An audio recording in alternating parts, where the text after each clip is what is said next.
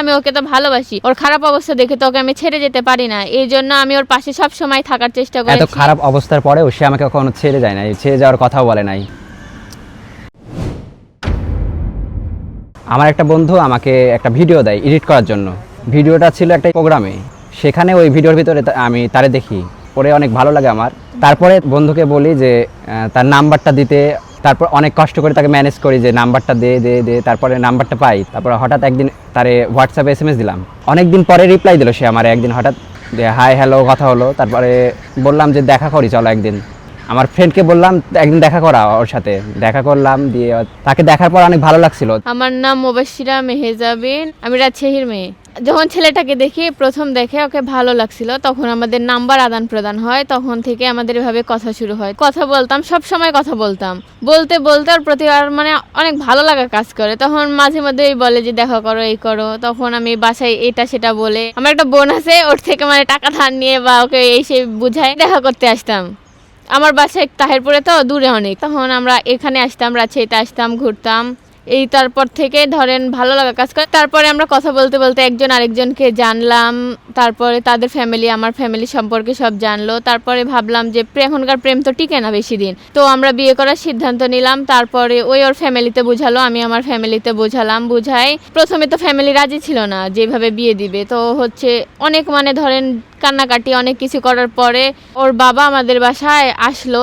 ওর আব্বু আমার বাসায় গেছিল দেখতে, গিয়ে আমাকে পছন্দ হয়েছিল, কিন্তু ধরেন ওই কিছু করে না, তাই বিয়ে দিতে এখন চাচ্ছিল না। তারপরে দুজনা মানে ধরেন দুজনার ফ্যামিলিতে অনেক মানে কান্নাকাটি করছিলাম, অনেকদিন ওইও না খেয়েছিল আমিও ছিলাম, এইভাবেই মানে ফ্যামিলিকে ইয়ে করছে। ওর ফ্যামিলি তখন রাজি হয়ে গেছিল, কিন্তু আমার আম্মু রাজি হচ্ছিল না। তখন ওই আমাকে বলতো চলো বিয়ে করি বিয়ে করি, যে লুকাই বিয়ে করে, ওইভাবে লুকাই বিয়ে করার। আমি বলতাম ধরেন আমার হচ্ছে ফ্যামিলিতে আমার বাবা নাই, তো আমরা হচ্ছে আমার আম্মুর আমি বড় মেয়ে, তো হচ্ছে আমি ভাবতাম আম্মুকে কষ্ট দিয়ে ভাবে বিয়ে করব, এটা ঠিক হবে না। তারপরে আমার আম্মু তো তখনও বিয়ে দিবে না, রাজি ছিল না আমার আম্মু। তারপরে অনেক মানে কান্নাকাটি করলাম, অনেক কয়েকদিন না খেয়েছিলাম। আম্মুকে আমি বলছি যে আম্মু আমি এখন বিয়ে করবো, আর বিয়ে করলে আমি ওকেই বিয়ে করবো, ওকে ছেড়ে আমি কাউকে বিয়ে করবো না। তাও আমার আম্মু রাজি না, বলে যে না আমি বিয়ে দিব, বাট হচ্ছে কিছুদিন পরে, এখন বিয়ে দিব না, আমি এত তাড়াতাড়ি আমার মেয়ের বিয়ে দিব না। তখন আমরা দেখলাম যে পারিবারিক ভাবে হচ্ছে না, তখন আমি আর ও মিলে সিদ্ধান্ত নিলাম যে আমরা দুজন মিলেই বিয়ে করব। তখন হচ্ছে একটা ডেট ঠিক করলাম, ও হচ্ছে যে আমাকে বললো রাজশাহীতে আসো, তো আমি রাজশাহীতে আসলাম। আমি ওই রকম কাপড় চোপড় নেই নাই, ধরেন এমনিতে আমার একটা ব্যাগ ছিল ছোট, ওই ব্যাগে একটা মানে ড্রেস একটা পরা ছিলাম আর একটা ড্রেস ছিল।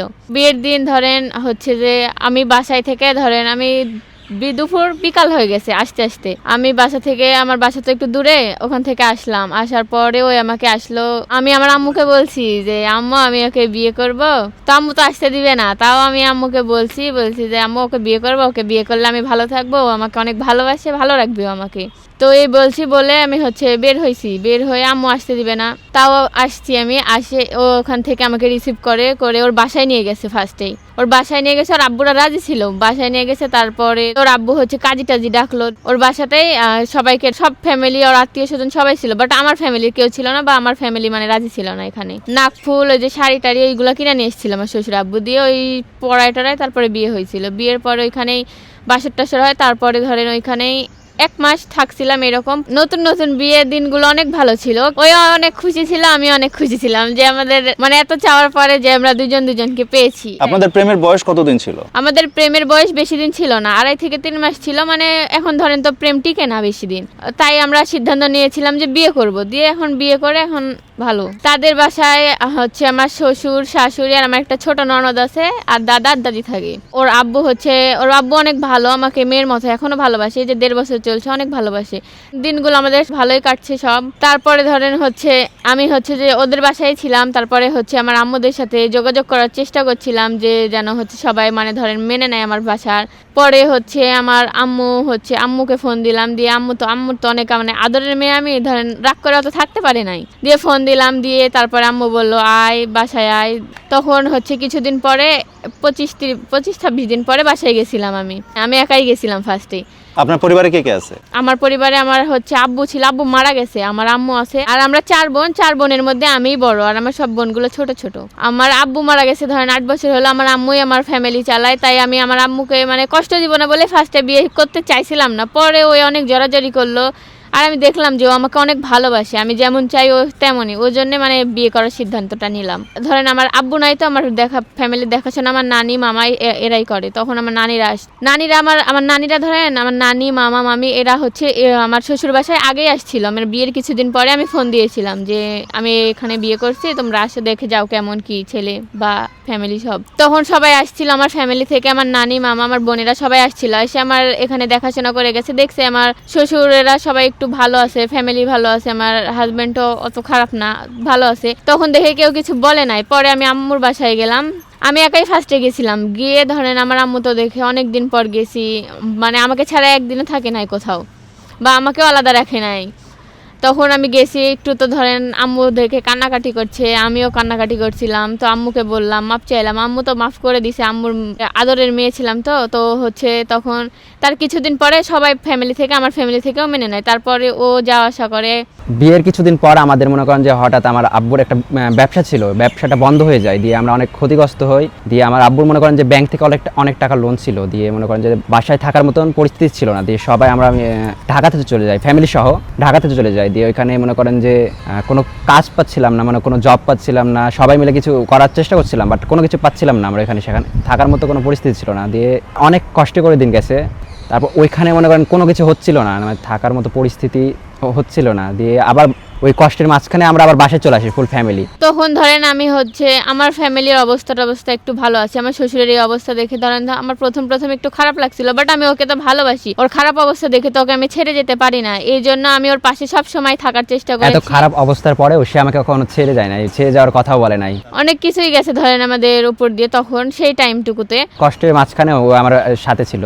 যখন যেখানে গেছে আমি ওর পাশে গেছি, ওর সাথে থাকছি। ও মানে কখনো খারাপ সময় যেরকম মনে হয় না অনেক নারী আছে ছেড়ে চলে যায় তোর পুরুষকে, আমি কখনো এরকম করি নাই বা এরকম চিন্তাও করি নাই যে মানে এরকম খারাপ অবস্থা গেছে বা ওকে ছেড়ে যাব বা এরকম কিছু।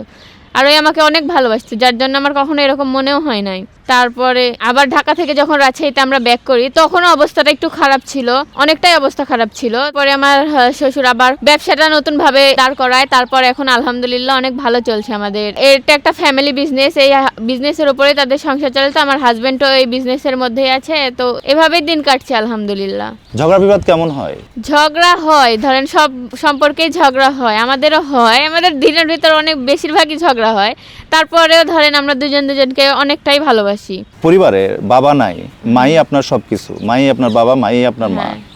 সেই মাকে আপনি এক ধরনের জোর করে যে বিয়েটা করলেন, তো মাকে কিছু বলার আছে কিনা? হ্যাঁ, আমার আম্মুকে বলতে চাই, আম্মু তুমি আমাদেরকে মাফ করে দিও। আর আমি ওকে বিয়ে করছি, এই সিদ্ধান্তটা আমার ভুল ছিল না। তুমি তো জানোই আমাকে কত ভালোবাসে। আমার আম্মু এখন ধরেন রাজি আছে, আমার আম্মু ওকে অনেক ভালোবাসে। মানে এখন আপনি তাকে যে বিয়ে করেছেন, আপনার কাছে কি মনে হচ্ছে যে সিদ্ধান্তটা ঠিক ছিল? না, সিদ্ধান্তটা আমার ঠিক ছিল। মানে ওর মতো আমি হয়তো ছেলে পাইতাম না, ও আমাকে অনেক ভালোবাসে সব দিক দিয়েই। বিয়ের বয়স কতদিন হলো? আমাদের বিয়ের বয়স অলমোস্ট 1.5 বছর। সব দিক দিয়ে আমরা আলহামদুলিল্লাহ অনেক ভালো আছি। আমাদের মতো মনে হয় সুখী কম কাপলই আছে। আমার এইরকম অনেক ভালো ভালো জায়গা থেকে বিয়ে আসতো, কিন্তু মানে ধরেন আমি ওকেই বিয়ে করবো, আমার একটা এরকম ইয়ে ছিল। আর ওর মতো ভালোবাসা আমি, ওই আমাকে যতটা ভালোবাসে এরকম আমাকে হয়তো অন্য কেউ বাসতে পারতো না। টাকা পয়সা দিয়ে আমি কি করব? অনেকেই তো বলে যে ভালোবাসা দিয়ে কি হবে, ভালোবাসা তো টাকা পয়সা না থাকলে ভালোবাসা পালিয়ে যায়, সেই সুখ আর থাকে না। আপনার কাছে কি মনে হয়? না, আমার কাছে মনে হয় একজন বিশ্বস্ত পুরুষ, একজন যে আমাকে অনেক ভালোবাসে পাগলের মতো, মানে ধরেন আমার কথা ভাবে, আমি তাকে তার থেকে ভালো আমার টাকা পয়সা আলা মানুষ আমার লাগবে না। ও আমার পাশে থাকলেই আমার হবে। এটা কি বিয়ের নতুন এরকম বলে এরকম বলতে পারছেন? নতুন কই, 1.5 বছর হয়ে গেছে ধরেন, এটা কি নতুন? এখনো আমাদের এই যে আমরা প্রথম যেমন ভালোবাসতাম, মানে গার্লফ্রেন্ড বয়ফ্রেন্ড থাকতে, এখনো আমরা দুজনকে ওই রকমই ভালোবাসি। কোনো আমাদের মধ্যে কোনো কিছুর কমতি না। যেই দেখে সেই বলে যে এত ভালোবাসা এদের মধ্যে এখনো কিভাবে এরকম। আমি আসলে তোমাকে অনেক ভালোবাসি, আমার জীবনের বিনিময় হলো তোমাকে অনেক ভালোবাসি। আল্লাহ যেন আমাকে সবসময় সুস্থ রাখে। আমিও তোমাকে অনেক ভালোবাসি। আমরা প্রতিনিয়তই চেষ্টা করি নতুন সম্পর্কের গল্পগুলো আপনাদের সামনে তুলে ধরতে। একটা সুখী দম্পতি আমাদের সাথে এসেছিল, আমরা শুনলাম তাদের জীবনের কথা। তবে আমরা এটা উৎসাহিত করি না, আমরা অবশ্যই সবাইকে এই কথা বলার চেষ্টা করি যে আপনারা আপনাদের বাবা মার পরামর্শ নিয়ে, তাদের কথা শুনে বিয়ের মতো পবিত্র বা জরুরি একটা সিদ্ধান্ত আপনারা নেওয়ার চেষ্টা করবেন।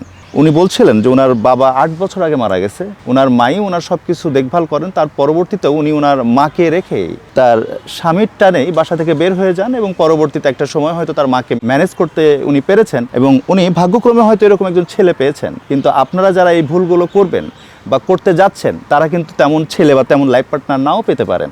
তখন কিন্তু আপনার জীবন যেভাবে দুর্বিষহ হয়ে উঠবে সেটা কিন্তু আপনাকে ক্ষমা করবে না, বা আপনিও তখন সেই জীবনটাকে শুধরাবার সুযোগ পাবেন না। তাই আমরা অনুরোধ করব আপনারা অবশ্যই পারিবারিকভাবে বিয়ে করুন, পরিবারের সম্মতি নেন এবং অবশ্যই ভালো জীবনসঙ্গী মানুষের জীবন আশীর্বাদের মতো। আমরা তাদের জন্য অনেক দোয়া করি, তারা ভালো থাকুক। আজ এই পর্যন্তই, আপনাদের সবাইকে শুভেচ্ছা। আসসালামু আলাইকুম।